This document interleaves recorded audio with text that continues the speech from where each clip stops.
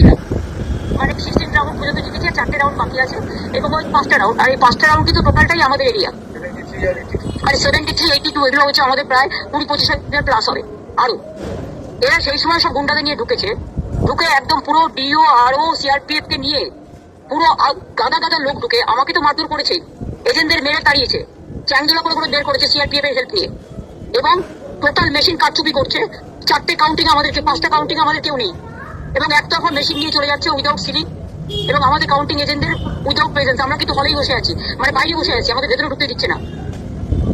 এইরকম অত্যাচার, অমানবিক অত্যাচার। একটা এসআইআর ভোট কাটা, 2 হচ্ছে এত মানুষকে ভোট, মানে বিশেষ করে ভোট দেওয়ার পরেও জোর করে লুট করছে, লোডশেডিং করে বিভিন্ন এলাকায় মেশিন লুট করেছে। তারপরে সকাল থেকে বিভিন্ন জায়গায় অন্তত 100টা সিটে আমাদের এজেন্টদের মেরে তাড়িয়েছে with the help of CRPF, এবং ডিওরা সেখানে একদম নিশ্চুপ ছিল। আরোরাও তাদের কিছু প্ল্যান করেনি, পুরো দিল্লির নির্বাচন কমিশনের ইনস্ট্রাকশনে করেছে। এই ইলেকশনটা বিজেপির সাথে আমাদের হয়নি, ইলেকশন কমিশন এই ডার্টি গেমটা প্লে করেছে, যে ডার্টি গেমের কোনো ক্ষমা হয় না। এখানে আমরা এখনো বলছি, আমরা 200+ সিটে আমরা এগিয়ে ছিলাম, কিন্তু সেখানে সব কাউন্টিং এজেন্টের ঘাট ধাক্কা দিয়ে বের করে দিয়ে ইভিএম মেশিন লুট করেছে। ওয়ান সাইডেড বিজেপির গুন্ডা বাইরে বসে আছে, ভেতরে বসে আছে, আর আমাদের কাউন্টিং এজেন্ট আমি সহ আমরা বাইরে 3 ঘন্টা বসে আছি। আর কতক্ষণ এভাবে চলবে?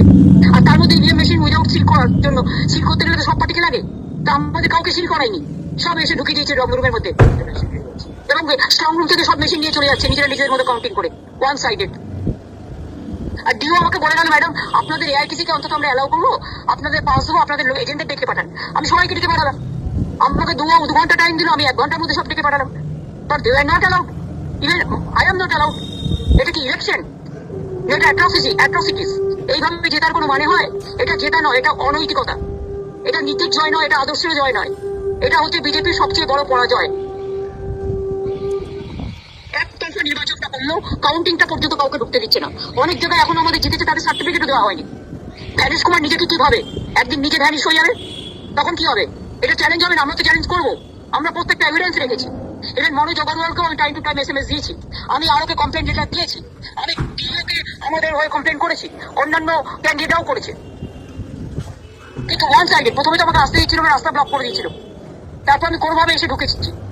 তখন থেকেই দেখছি এখানকার ক্যান্ডিডেট এবং তাদের ইন্ডিপেন্ডেন্ট 4টে ক্যান্ডিডেট এবং এজেন্টদের নিয়ে, এবং 4টে করে প্লাস এজেন্টদের নিয়ে 5 জন করে এজেন্ট একটা চেয়ারে বসে আছে, আর আমাদের একজনকেও ঢুকতে দিচ্ছে না।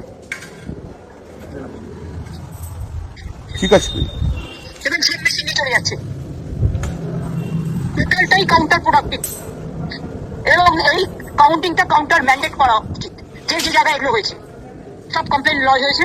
তুমি আজ আইনজীবী, আমি তোমাকে ব্যাপারটা জানিয়ে রাখলাম।